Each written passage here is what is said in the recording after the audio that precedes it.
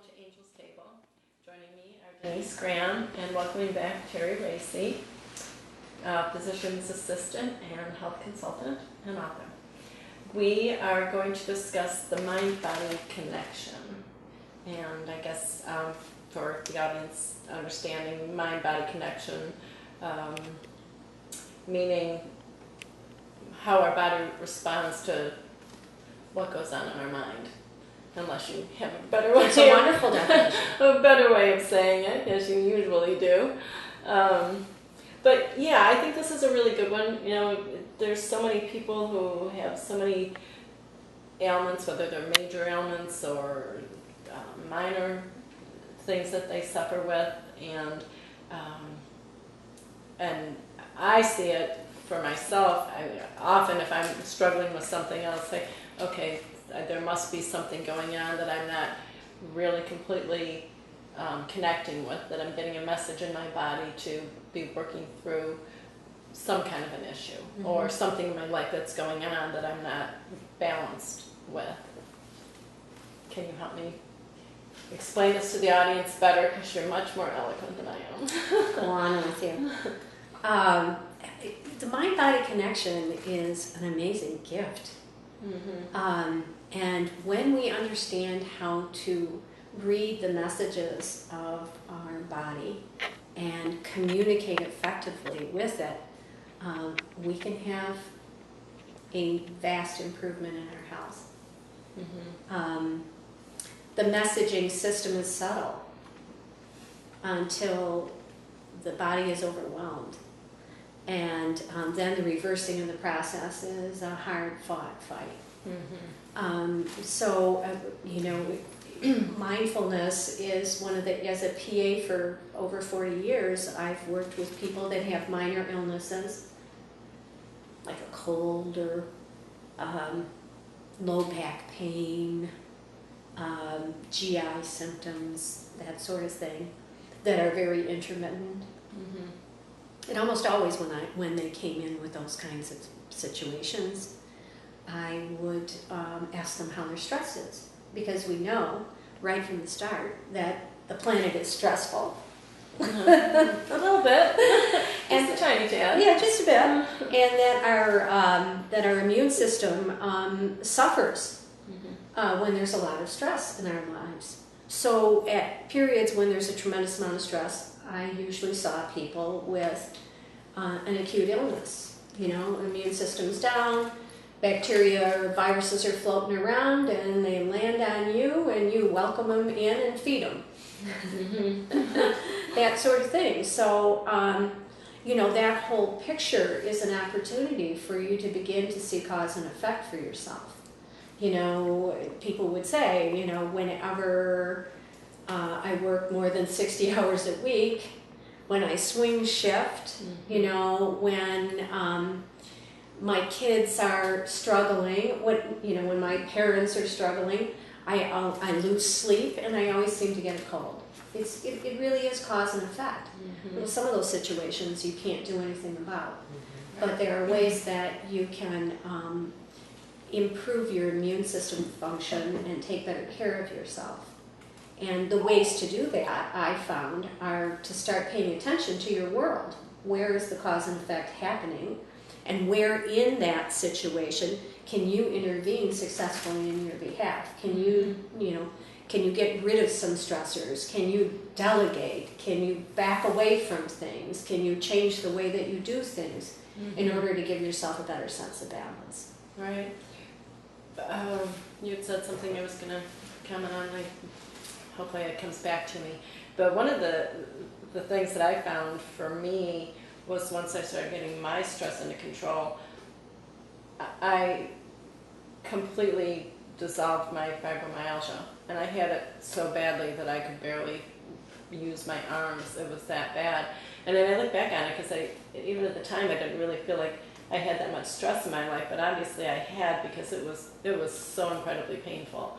And it's been years once I started identifying that, okay, there are stresses, and okay, if I even get a tingling of, you know, something happening, it's like, okay, take a break, do a meditation, or just sit and read, or do something, anything that is just for internal restoration. Because I think people just push until, and then they say, oh my gosh, I'm suffering with this, or I'm suffering with that, and don't realize it's because of how fast-paced they keep their life, and don't balance internally. Right. Don't even recognize a need for it. Right. Don't even recognize they have stress. The most stress-filled people that I ever saw as a patient were those who said to me, in fact, it was always a hallmark for me.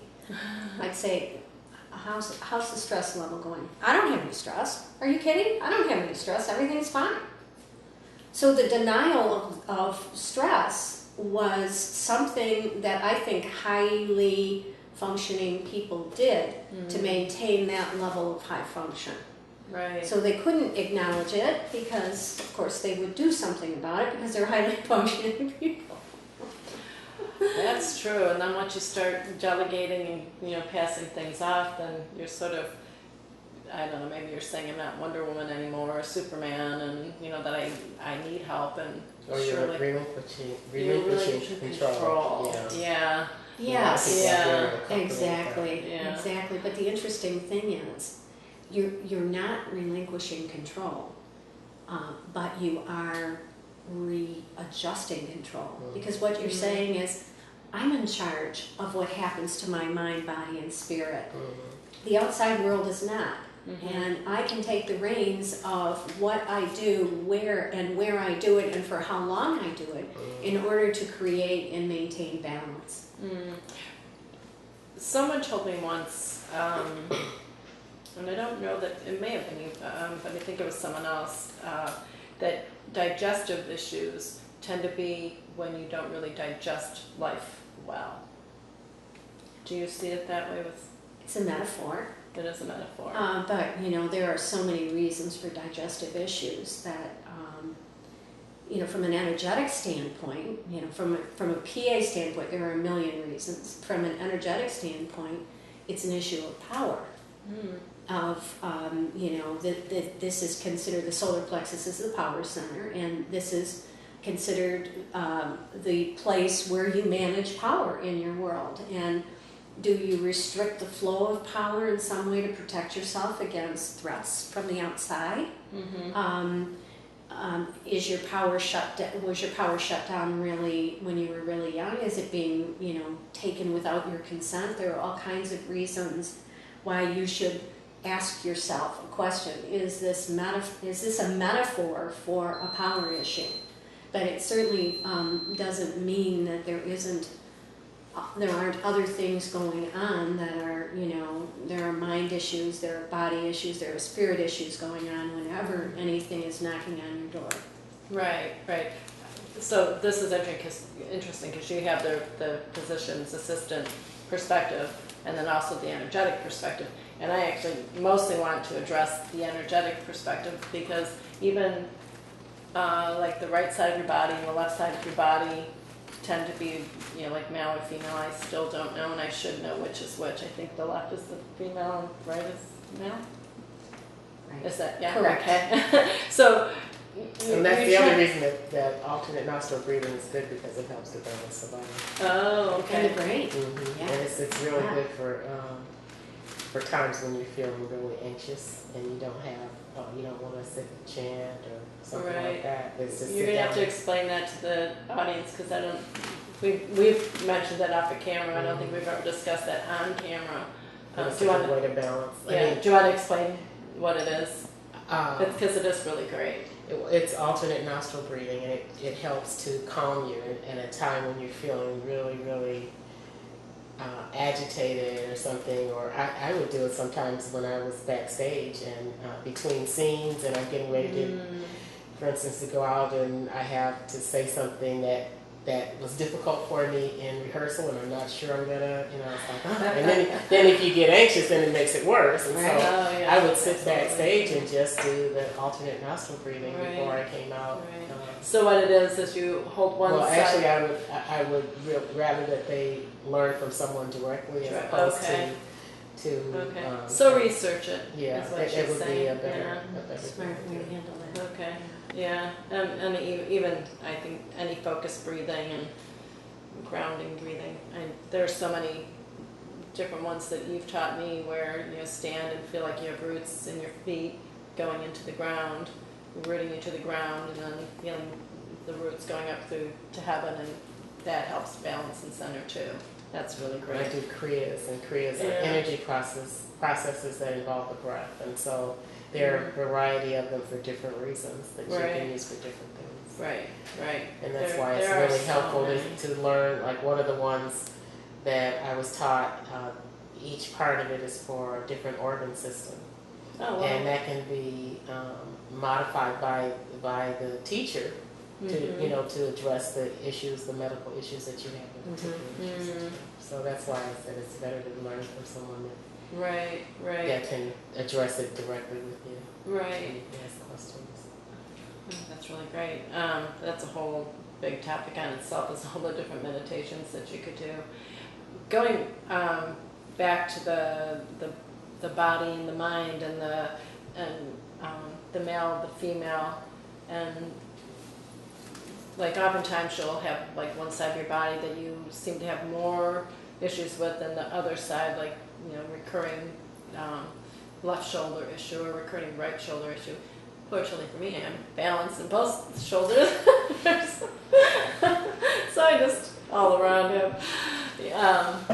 But can you address that a little bit as to what those factors are, why you might be more, having all your issues on the left side of your body? Is Well, if you're Again, looking this is energetic. purely from an energetic standpoint, the sacred feminine is the left side of your body, and the sacred masculine is the right, and there are certain attributes to both. The chief being that the masculine is the giver and the feminine is the receiver.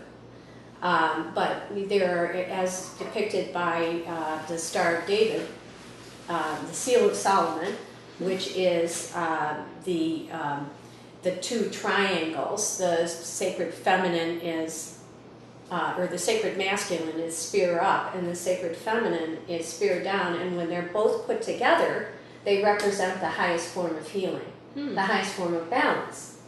Health and wholeness, which is what the Star of David is, and that's what the Seal of Solomon was, a great healer, and he used that as the ultimate healing, balancing, have different attributes to help you.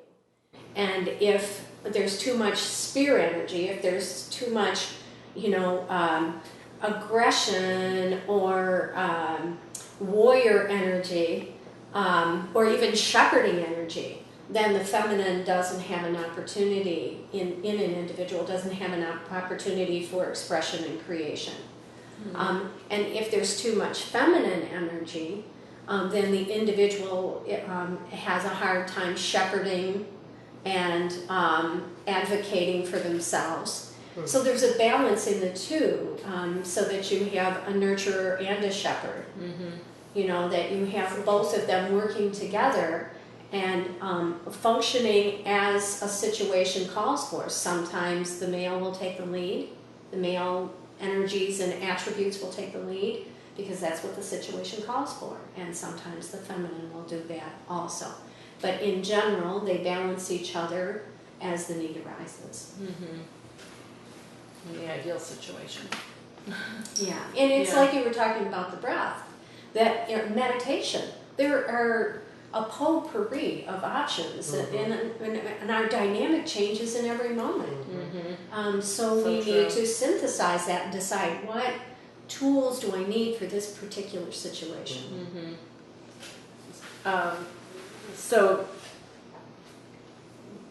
Going back to the body giving you cues or hints about things being out of line, so if you're catching them early, by balancing or nurturing,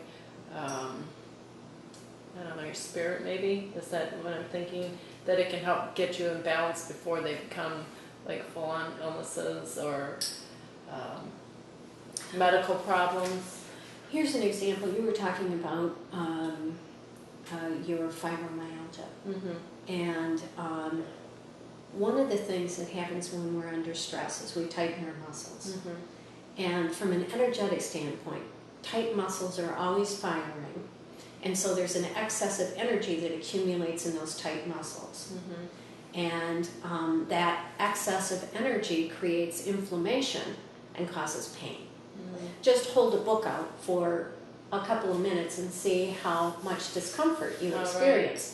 It's the muscles constantly firing. So in something like fibromyalgia, depending on the individual issues, but let's just confine it to what happens in the fight or flight response. Mhm. This is my PA hat. That is. too.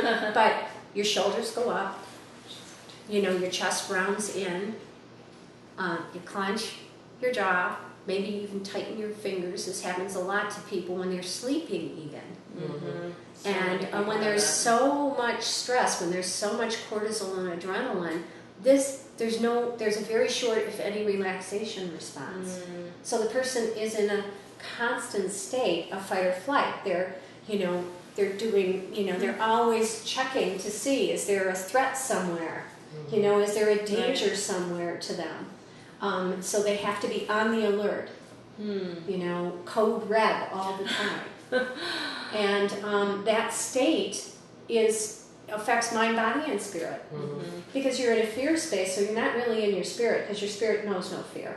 Mhm. But you're in your amygdala, your reptilian brain, and it's telling you have to protect yourself. Mhm. So the mind and the body are telling you, danger, danger, warning, alien approaching, kind of thing. And while most of us have that state far too frequently, and someone who has fibromyalgia, wearing my PA hat, I will not comment, but from an energetics point of view, is experiencing, and just a constant turn on of the fight or flight response, usually due to the circumstances that they're in. Right. They're not crazy. There are threats, Mhm. and they may be relatively minor threats, and emotional threats, is minor compared to physical threats, but still Mhm. a significant right. threat. Yeah, emotional threat. I think emotional threat is what drives most people in life. I mean, Yeah. certainly they have the physical threat too, but I think a lot of people really do, because it seems like, that's what crops up for people, that they'll even tell you, well, I'm going through this, I'm going through that, and then, they haven't ever really, for whatever reason, because it's, relationships, it's impossible to really completely fix some things. So they keep going through this same situation for long periods of time. And so they are, and if it's something that they're like being in the storm, not being able to get out of, and you stay in that fear mode. For me, I know that I do some of that, but I believe a lot of mine is cellular memory. That whatever my fear is things that I still for like layers of whatever I was afraid of way back when, or Right. And sometimes I think I brought it with me from another lifetime, which I do believe in past lives. But We have You know, emotional so- DNA yeah, that right. we come in with. right. I believe in that. I don't know if you do, but I do believe in that. And just because of the stuff that I've worked through in my life, and I think, well, okay, I've got it all covered now. Why do I still have this? So I think, okay, it must be something way back before I was ever here that I'm dealing with, and so it's sort of Maybe. like taking the layers of. But you're never going to lose your reptilian brain. No matter how adept you become at meditation and relaxation and self-awareness and world awareness, you have the amygdala, the reptilian brain, has a vital function. It has to keep you safe from a perceived threat. In the course of the day, everyone's reptilian brain says, warning, warning, alien approaching, more times than we can even imagine. Just drive your car. You have to drive defensively, Yeah. right? Right. And go on I guess unless Facebook. you become an enlightened being, and then you don't feel threatened by necessarily by anything. Yeah. Oops, so sorry. I don't agree with that. Mm-hmm. And No. it's always bothered me that there's such a vast difference between an enlightened being and a human being. Mm-hmm. I believe that at our fullest capacity, we can, in incarnated reality, be spiritually enlightened and enlightened as a human being, but there's still a differentiation. We still need our reptilian brain. We still need to protect ourselves from threats. Thich Nhat Hanh, I don't know if you've ever heard of him, but he's a Buddhist monk who has really contributed a lot to mindfulness in the United States, especially in the healthcare system. And he and his monks at Plum Village, I think is the name of the village, every year they go through 12 precepts. I hope I'm right in saying it that way. But one of them is anger. And they spend a week or two in a cycle of every 12 cycles reviewing that anger. Because we get as human beings, as long as we're incarnated, we've got that reptilian brain, and we're going to respond to our world sometimes out of fear. And fear creates anger. And I think that the whole idea of an enlightened being never being angry, and I'm not saying this to you, but just to my feeling about that whole process, puts all of us who continue to say, well, I still get angry, there must be something wrong with me. I don't think of it about it in terms of being right or wrong, just not having that kind of relationship with the world anymore. That's. Okay, I mean, I understand. Yeah, The reason why it's important to me to say it, though, from my perspective as a professional and personally, I'd like to think that I'm made great progress in terms of enlightenment, but don't feel that or frankly, in an evolutionary universe, anybody's ever through. But I think that there are so many people that judge themselves continuously, very harshly, because they have feelings that they shouldn't have if they were a completely loving being without any human emotion. And I think a lot of our religious leaders have been offered to us as not having human feelings. So for many of us, when we have those human feelings, we feel unworthy or flawed or not capable of achieving higher connection to enlightenment or to at-one-ment. Yes, I guess part of it is that I don't see an enlightened being as having anything to do with religion one way or the other. I just don't. Oh, yeah, I don't see that they're. I don't. And I don't think that. I guess it's hard for me to express because it's not something that I am. But I don't feel that that there's anything. I feel like trying to become one with the world and the universe and everything. Part of that would be letting go of the anger and fear and things like that. And I think it's possible, but I think it's rare. And I wouldn't think any. I guess I wouldn't think any less of myself for not being there. But it also means that it would be something that I would want very much to. I mean, I'd love to get to that place, Yes, I would too. But it's having been around someone that it was just very a very different, just a very different experience. But the question is, how do you know that they've never had feelings of anger. But I'm not saying never. I'm talking Well, about even now, just even yeah. now, Yeah. even now. I mean, how can we know what is in someone else's consciousness? No, we don't. We can't know. We So we don't. can't Yeah. know if anyone has ever achieved But I'm not. enlightenment But I'm while not they're on talking the about planet. knowing Right. not so much as What feeling. about the Dalai Lama? What One of about my the friends Dalai got a Lama? chance to spend time with him when he was visiting the Vatican. Oh, And really? he talked about how, Oh. and he was with a group from California, and it was one of the, I can't think of the name of the, can't think of the name of the group. It's, I think it's Michael Beckwith, maybe. I'm not sure. Don't let me fail on that. But he was talking about that. Their group went to the Vatican, and the Dalai Lama happened to be there at the same time, and so they would all spend time together Wow. every day, and walking with them and talking with them and everything. And it was just being with a different being. Yeah. Just someone that's not. Yeah, what about that? What Yeah. about a person?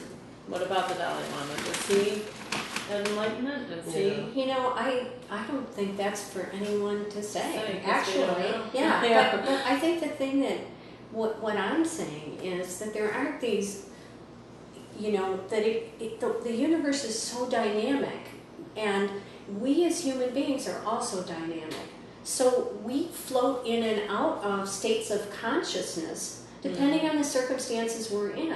Right. And that we all have moments of being enlightened, of being at one-ment. Every time we meditate and we flow completely and utterly with the dynamic of oneness with the divine, that's a moment of enlightenment, at one-ment. Right. How long does that last for each of us? Well, that's only for the individual to say. There is no judging that process, I don't think. Yeah. And, many of us, look at what a treat it is for me to spend time with both of you. And how beautiful you represent yourselves, how loving, and I probably have done a pretty good job of that here too. I mean, we can present that aspect of ourselves because it is our true nature. And so that it is our greatest and truest nature. Right. But with respect to our, that we have a physical body, and our physical body has needs. And from a physiologic point of view, our amygdala will never leave us. It always has to tell us, it's giving us opportunities to have awareness of something that might be threatening to us. How we deal with it is another story. But Right. if we get a sense of fear, which is the fight or flight responder, if we get that sense of fear, that happens to everyone, whether they are the most beautiful soul on the planet or not. It has to happen to them. They need protection too, especially if they're a beautiful soul. We want them to stick around. So, walking down the street in a dark alley, they need to be aware, crossing the street against the lights, things like that. They need that. But I don't necessarily think that awareness would necessarily means fear.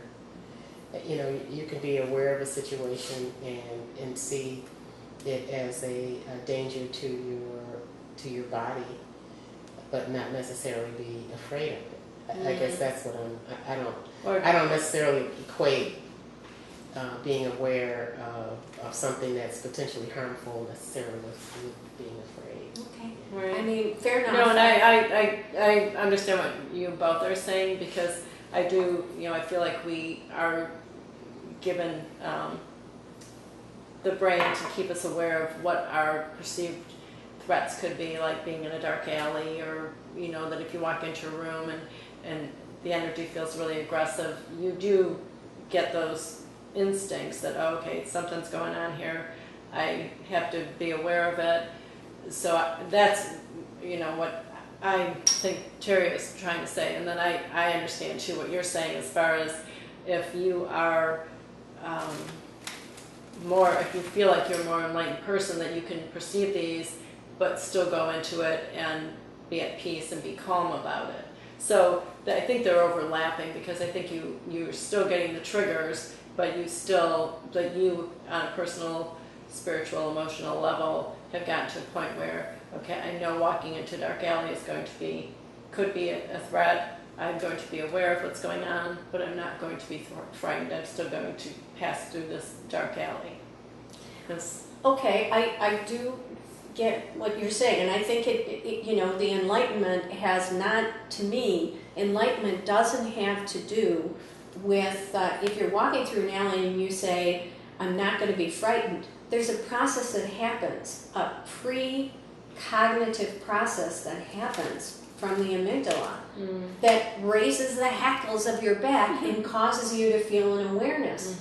That's the fear response. That's the fight or flight response. Right. That, I'm saying, is what happens to all beings.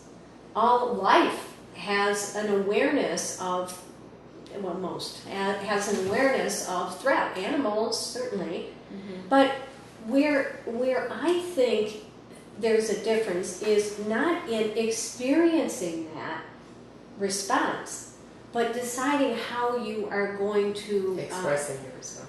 how you are going to manage it. You know, if you are an angry person who has always used violence as a means of dealing with threats, then that's what you're going to do. If you're an enlightened person, then you're going to find the road to love.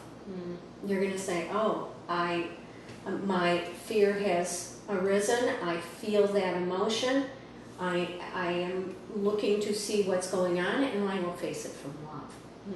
I'll face it from kindness, compassion, love, the cultivation of those higher ideals that don't come from the reptilian brain. It's like I talk about in my book. I talk about you start here in the reptilian brain because that's an automatic body response. But you're the one that's the CEO, and you make a decision. I can stay here and fight or flee, or I can say, I'm going to go to my higher mind. I'm going to go to my connection with the divine and say, what's going on here? Sometimes you don't have a chance to do that because it's either run or fight or perish. But very often, most of the time, you have the opportunity to say, okay, I'm going to take a minute, take some deep breaths, assess this, connect with my divine partnership, and find a way to manage this situation that speaks to who I am, as a being of love and light. Right. Which I would think that would be more in terms of an emotional situation where if you're in a group of people where they're aggressively behaving or saying hurtful things, that's when if you take the breath, if you can in the moment. Oftentimes when you're in a situation, it's not that easy to do when you're in a situation where people are yelling at you, to be that mindful, even to remember, okay, I have all these tools that I can go to and use them for my benefit. I mean, I have in situations where I've been incredibly uncomfortable and I've just filled the space with, felt energetically like there was this beautiful white light coming into the room. And I've actually seen shifts in the room when I've done that, where, I'm thinking, I don't even want to be here, I want to leave, but I know I can't leave, so what can I do? So that's where mindfulness comes in, where you're aware of the situation, and you chose the higher path. Right, and I could have just run out the door and said, yeah, I'll come back when you're all calmed down, but that doesn't always work. But I do think that, that there's a lot of hurt and pain in our bodies that we hold in, especially when we don't use our voices to express ourselves, if we're in situations where we feel like we're not allowed to, or we can't, or that there's, some kind of threat, because if you say what's actually on your mind, because you can't always, I don't know, we can learn ways to do that, and there are ways to do it. Sometimes even the best communication skills don't necessarily work, so you find yourself in a situation where someone's angry with you anyway, but I'm rambling at the moment. I know that I have a point, but I do feel that when people are more balanced about whatever their emotions are, about realizing that every situation that happens, that to some extent you have control. I mean, you have the control of your anger. So if you choose to always be angry because somebody said something the wrong way, then your body is going to respond that way because it's used to all this anger and frustration, and so your body is going to start having aches and pains everywhere, you know, in your joints. And I find joints tend to be a big place where people hold a lot of pain too from trauma or imbalances. You would know that because you see a lot of people. It joints, yeah, but every other part of the body too. It just depends. I mean, you know, there are so many factors that are part of it, including the person's, you know, basic body.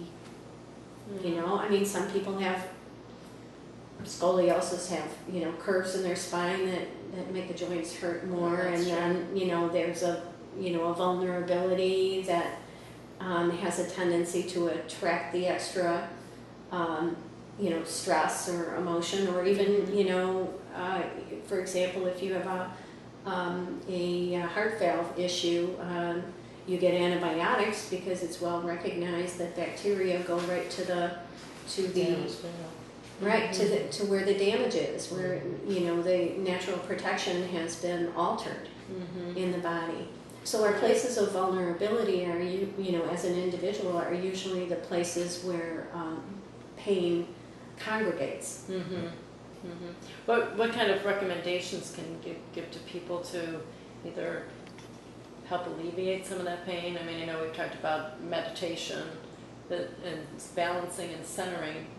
I mean, I know it's worked for me, and I do highly recommend it. I know that it's not a cure. I don't know if you completely get yourself in a place of spiritual balance if you end up relieving all of the superficial pains. I mean, maybe not something, you know, as dramatic as scoliosis, because that's something that you were born with. As humans, that are maybe because of the mind, body, spirit connection not being in balance. I think there are a couple of ways, and the first and foremost way is self-awareness. We really don't have an honoring relationship with our physical body. We don't reflect and observe at all the cause and effect. Here's an example. I have arthritis in this finger, and this was a silly little thing a long time ago. I was putting my contacts in my eye, and so I wanted to get the excess water off here so my contact wouldn't flip around, you know, because it was a soft contact. I kept doing that, and after a couple weeks of doing that, this joint was really sore. This was a physical stress. It wasn't an emotional stress. No. But I had no conscious awareness that this is what I was doing. So I said to myself, that joint's painful. I've got to pay attention to what I'm doing. I noticed this motion, and I said, okay. So awareness is really important. It really allows us to see the cause and effect in our world. And then doing things to mitigate the problem, do something different. Right. And to have develop a closer and more loving relationship with your physical body. We wall off parts of ourselves that have been hurt, and we actually ignore them more rather than pay more attention to them. So the problem seems to grow, and it seems to expand in scope. A sore shoulder then becomes a sore neck and a sore upper back, and so on and so forth. So doing something to keep our body in balance and to cultivate an honoring relationship with our body through mind awareness is a really important thing.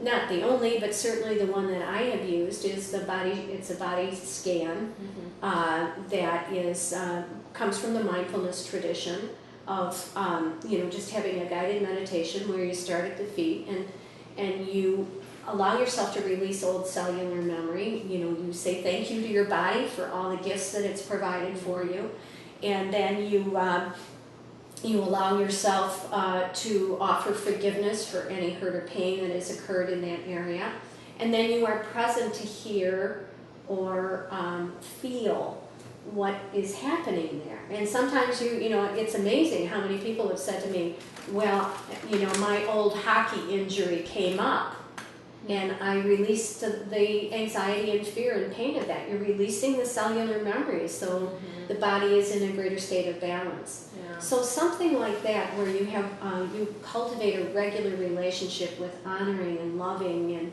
thanking your body and forgiving yourself, your body for injuries or for isolating a part of the body, saying, oh, you're too fat, or you're too skinny, or you're too tall, or you're too short, or your legs are way too skinny, or whatever you may have judged harshly about your physical nature.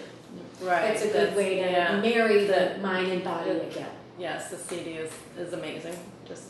We will put the information on at the end, but I've done this body scan where it's a chakra scan, right? So I've drifted off and had these little, like vignettes in my head, and come back out and go, oh wow, that was something I hadn't thought of in a while.